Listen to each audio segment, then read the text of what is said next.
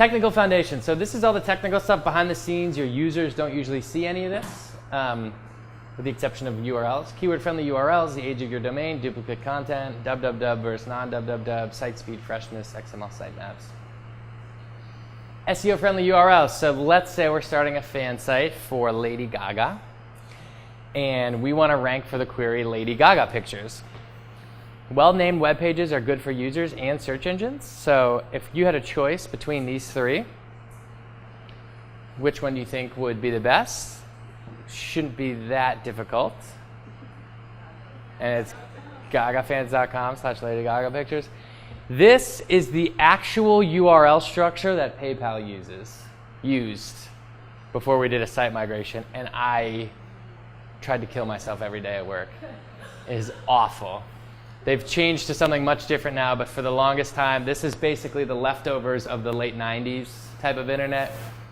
Awful. It was so bad. It's much better now. Yeah, so gagafans.com/Lady Gaga pictures is the right answer here. Should be pretty straightforward. Why? I started a company in Taiwan in 2009 called Formosa Medical Travel. It was a medical tourism agency.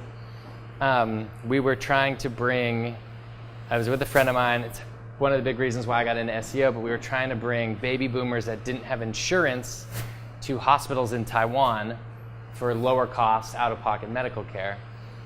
So one of the tactics we did when we were first starting was we set up medicaltourismcompanies.net. This was back in the day when what's called an exact match domain worked much better. So you could, the keyword in the domain was a bigger ranking factor. Since then, they had about a year, I forget how long ago, but they had what was called the exact match domain update, and they made this matter less. So in the past, I mean, we launched this, and within 3 days, it was ranking for medical tourism companies, so that's not as easy to do now. It's still a little bit of a factor, but it's not as much. But this was the site, and this might have even been over-optimized at this point, but you can see why it was ranking well, right? It was medicaltourismcompanies.net in the domain, medical tourism companies in the title. We have an H1 tag called, oh no, that was an image. I think that was an image called medicaltourismcompanies.jpg, and this is the H1 tag, medical tourism companies. And then we just listed us and then all of our competitors.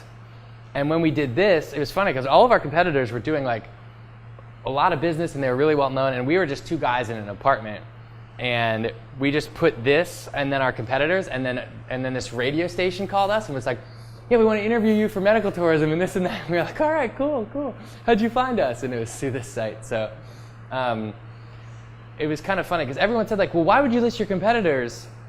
Why not only list your site? And it's like, well, why not build on the shoulders of giants and like put ourselves in the same breath as companies they already know, you know? So like that was my strategy, but it worked.